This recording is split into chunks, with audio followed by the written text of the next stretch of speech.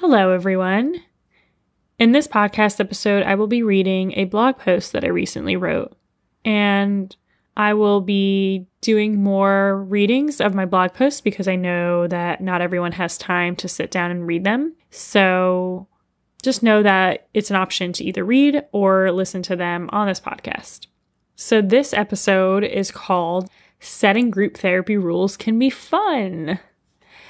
And I was inspired to write this because I really don't find it very fun usually to set group rules. I have to do it every time I start a group because I work in an inpatient and outpatient setting, and the group is always reforming and there's always at least one new person, and it's not a constant group. So the rules and the guidelines really need to be restated as much as possible to keep those boundaries and to help people feel safe and contained. So I normally dread setting group rules, and apparently I'm not the only one because this is a discussion that I recently had with my student, and we experimented a little bit with this idea in one of our children's groups.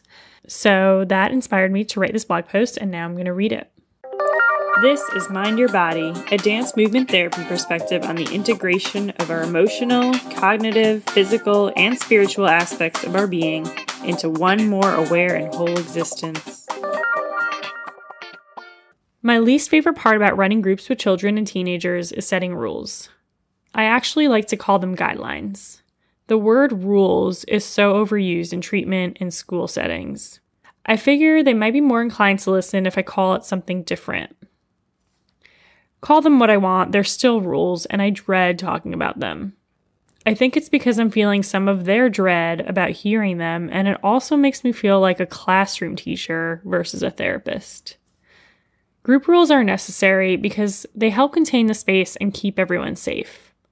While some people might not like hearing about them, rules create security for everyone. This has been a hot topic of discussion and supervision for my students and employees.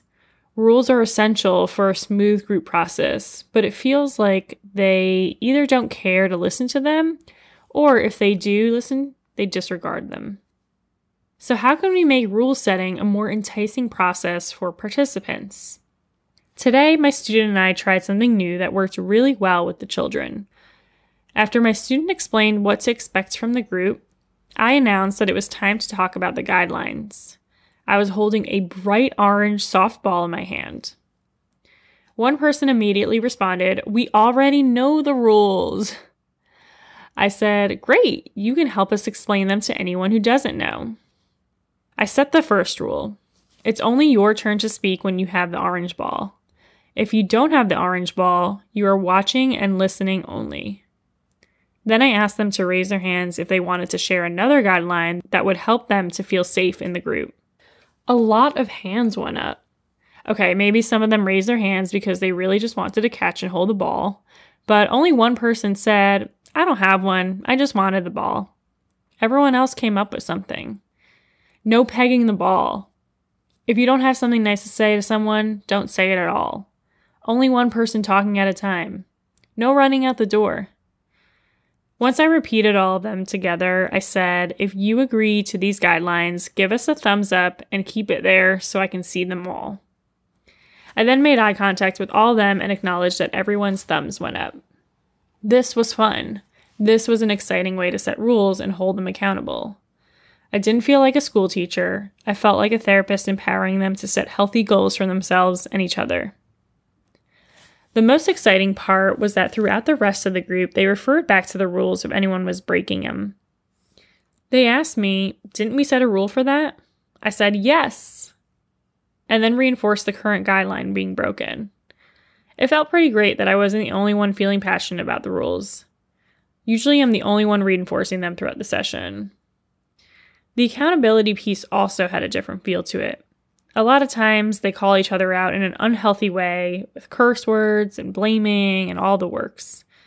Today was more like, "Hey, remember our agreement?" They didn't use those exact words, but it was all healthy and civil. Have you felt a similar dread, disregard, or inadequacy with rule setting? If you have your own successful experiences, please let me know and send me a message or leave a comment on the blog post. I'd love to hear about it. Hey, what are you doing this weekend? Dance therapist and clinical counselor Erica Hornthal is going to be coming live on my Facebook page this Sunday, April 8th at 11 a.m. Eastern Time, US. Join us for a discussion and a short guided movement experience on how to enhance the way you tune into your body. I hope to see you there. Bye.